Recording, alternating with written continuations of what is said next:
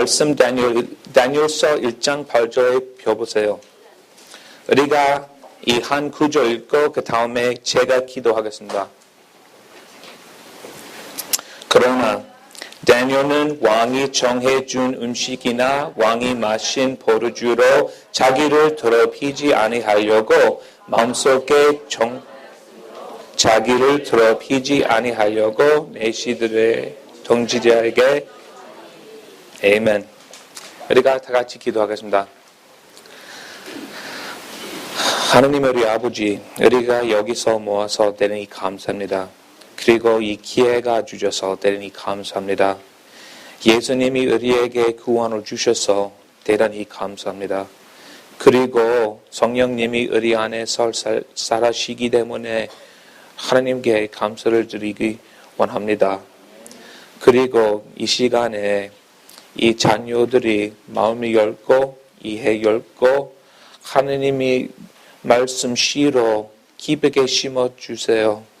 그리고 앞으로 열매 하나님 영광에 대해 나옵니다. 이 모든 것이 예수님의 이름으로 기도합니다. 아멘. 다니엘은 하나님을 섬길 것을 그 마음에 작정했습니다. 제 말 알았어요. 다니엘은 하나님을 섬길 것을 그 마음에 작정했습니다. 다니엘은 어린 시절에 바벨론 땅으로 포로가 되어 걸어왔습니다. 성경은 우리에게 모든 것이 알려주지 않지만 다니엘은 내시가 되었을 것으로 추정됩니다. 만일 여러분이 내시가 무엇인지 알지 못한다면 내시는 어떤 사람이 그에게 너무 깊은 상처를 주어서 더 이상 아이들을 낳을 수 없게 된 남자를 말합니다. 이 정도만 설명하겠습니다. 어떤 사람이 제가 왜 이렇게 생각하는지 모를 수 있습니다. 이사야서 39장 5절 8절까지를 보면 하나님께서 히스기야에게 그의 자손이 내시가 될 시라고 약속하셨습니다. 그래서 다니엘 1장 3절에는 왕이 그의 종인 내시들에게 왕의 후손들과 통치자들 중에서 이스라엘의 어떤 아이들을 데려오게 하셨습니다.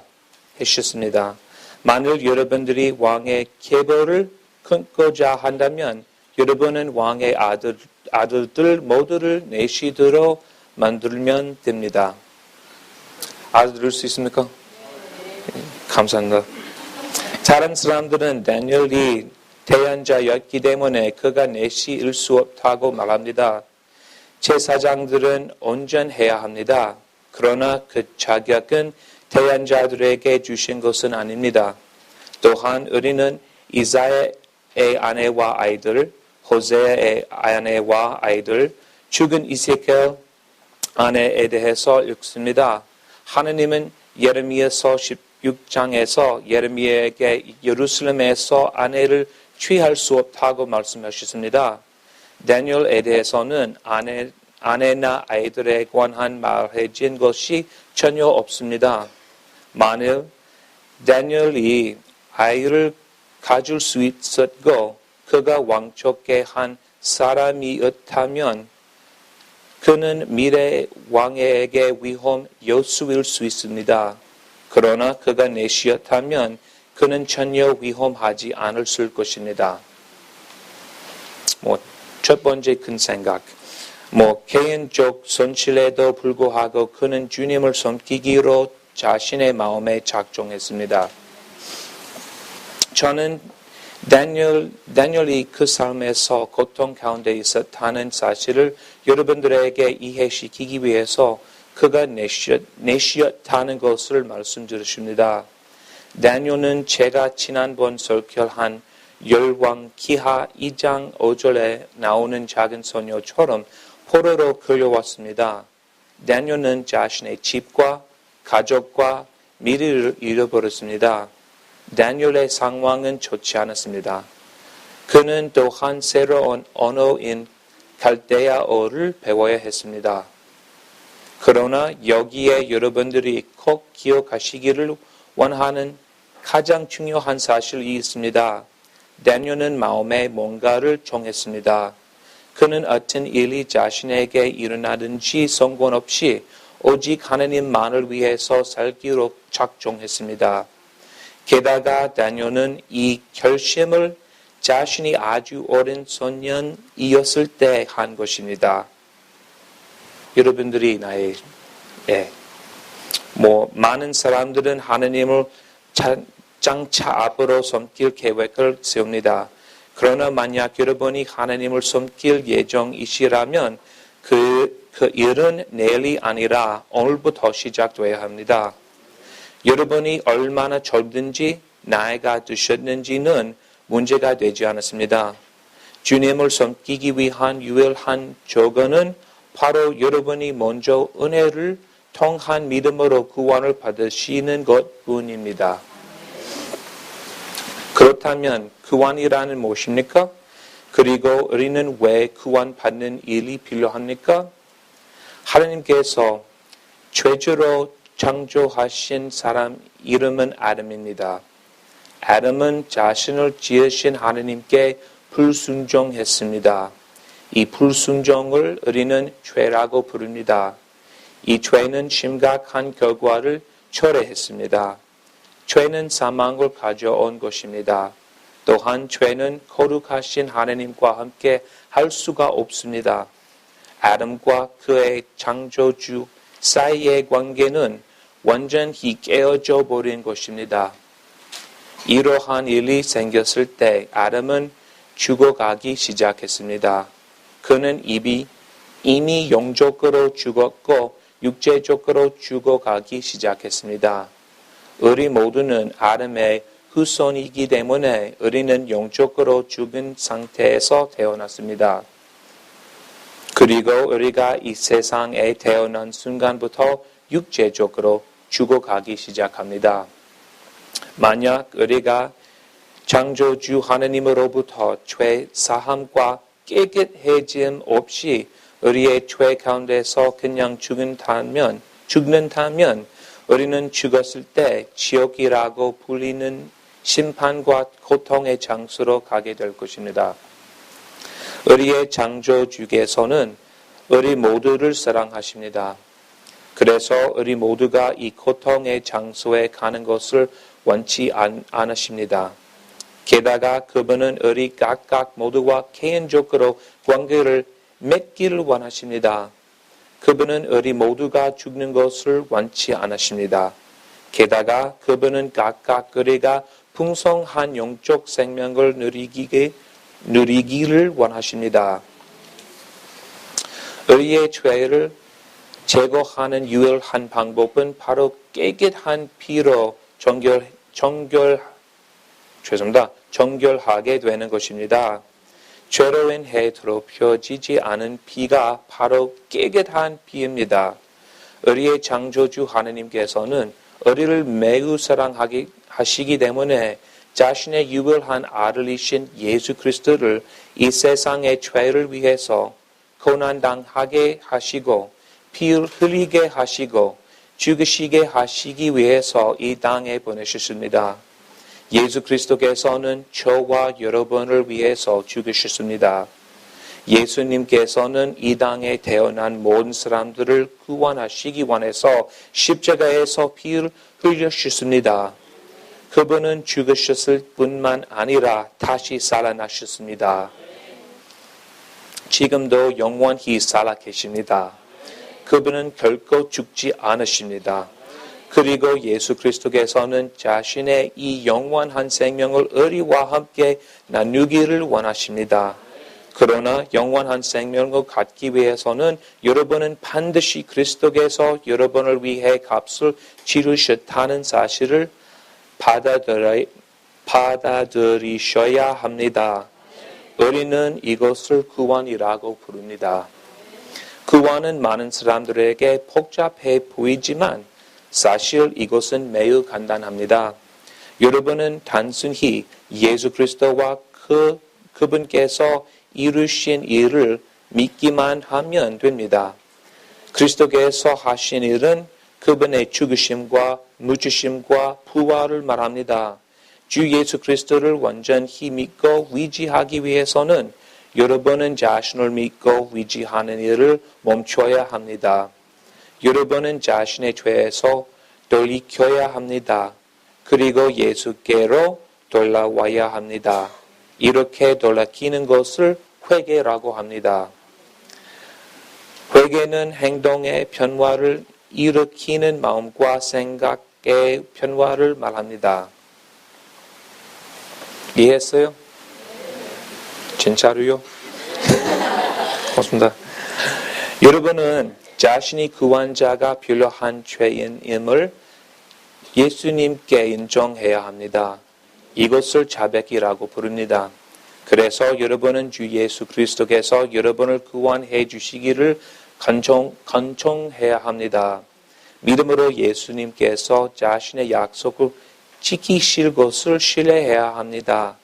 예수님께서는 요한복음 6장 37절에서 다음과 같이 약속하셨습니다. 만약 의리가 그분께로 오면 그분께서는 의리를 구원해 주시고 안전하게 지켜주실 것입니다. 여러분은 기도하시기 바랍니다.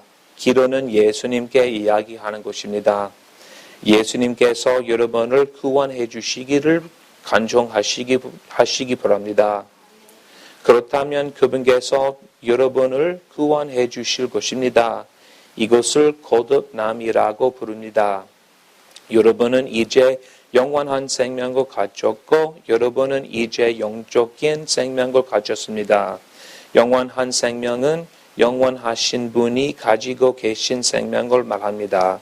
이것은 바로 예수님께서 여러분 안에서 사시는 것입니다. 여러분이 죽게 되었을 때 여러분은 예수님과 영원히 살기 위해서 천국으로 가게 될 것입니다. 만약 여러분이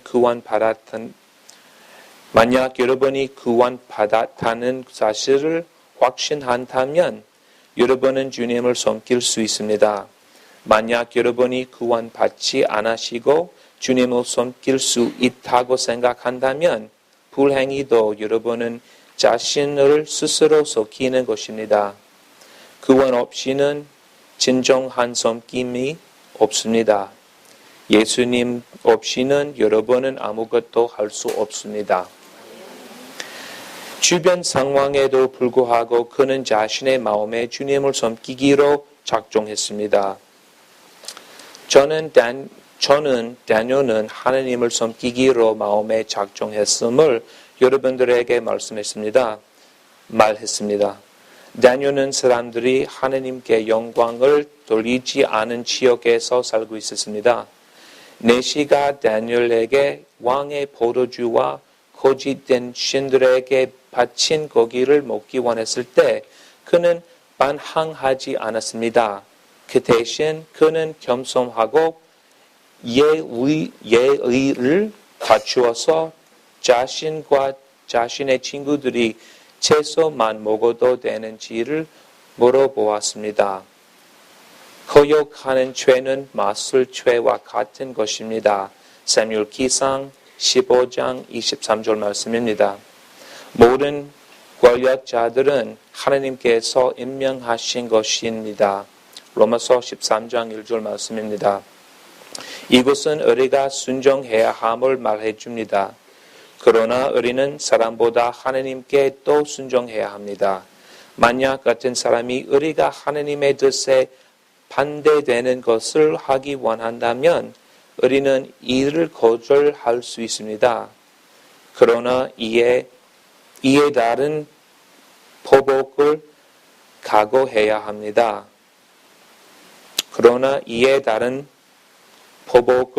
각오해야 합니다. 다니엘은 순종적이었습니다. 그는 예의를 갖추어서 하나님을 섬길 수 있게 되기를 간청했습니다. 그래서 하나님께서는 내시가 그에 대해서 호감을 갖도록 해주셨습니다. 기억하십시오. 하나님께서는 다른 사람에게 의리에 대한 호감을 갖게 하셨습니다. 이것은 의리의 훌륭한 외모나 우리의 재능이나 우리의 능력 때문에 아닙니다. 우리에 대한 호감은 하느님의 선물이십니다. 또한 여러분이 가지고 계신 재능과 능력과 천모리는 하느님께서 주신 선물입니다. 이 모든 것들은 하느님의 영광을 위해서 사용되어야 합니다.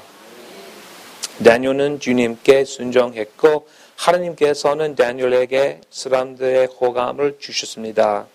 하느님께서는 그에게 사람들의 호감을 주셨을 뿐만 아니라 그들 그의 동료보다 10배나 훌륭하게 만들어 주십니다. 네, 좋아요. 다니엘은 자신을 준비했습니다.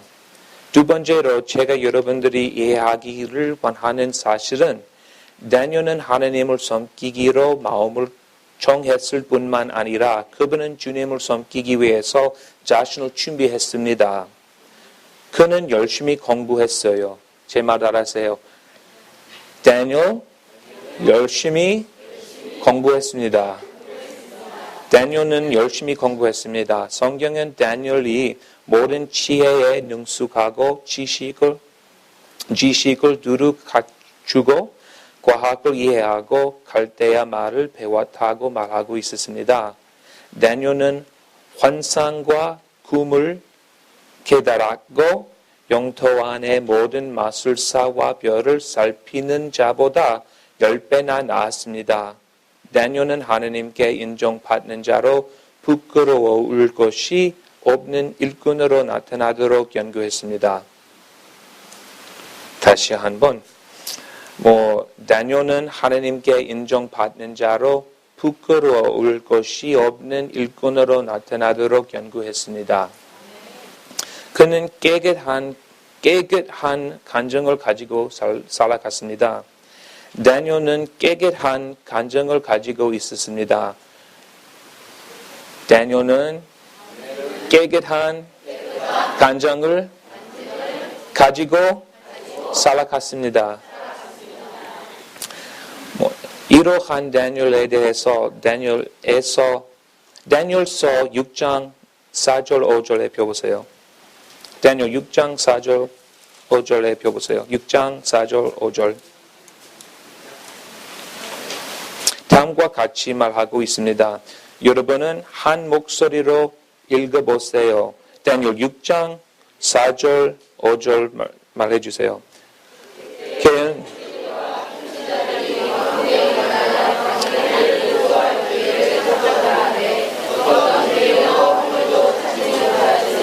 그때는 그가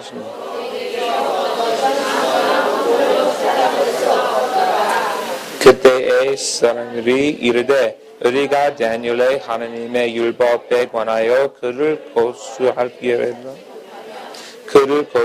기회를 찾지 못하리라 하고. 아멘. 이러한 악한 자들은 다니엘에 관한 잘못을 찾아낼 수 없었습니다. 오직 유일하게 그들이 찾아낼 수 있었던 것은 하나님을 섬기는 것을 불법으로 만드는 방법이었습니다. 그들은 만약 하나님을 섬기는 것을 불법으로 만들더라도 다니엘은 신실하게 계속해서 하나님을 섬길 것을 잘 알고 있었습니다. 이것이 바로 다니엘의 간증입니다. 여러분은 간증을 모십니까? 다니엘 열심히 일했습니다. 다니엘은 열심히 일했습니다. 다니엘은 열심히 일했습니다. 다니엘은 4명의 악한 왕들을 섬겼습니다. 모든 왕들의 수하에서 다니엘은 가장 지혜롭고 가장 신실한 종으로 발견되었습니다. 다니엘은 누가 책임자이든 항상 올바르게 행동했습니다. 왜일까요? 대답은 간단합니다. 다니엘은 그의 일은 마치 하나님을 위해서 하는 일처럼 행했기 때문입니다. 성경은 고로새서 3장 22절 24절 말씀에서 다음과 같이 우리에게 말씀하십니다. 종들아, 육체를 따라 너의 주인 된 자들에게 모든 일에서 순종하되 사람들을 기쁘게 하는 자들 같이 눈으로 섬기지 말고 오직 하나님을 존경하여 딴을 한 마음으로 하라.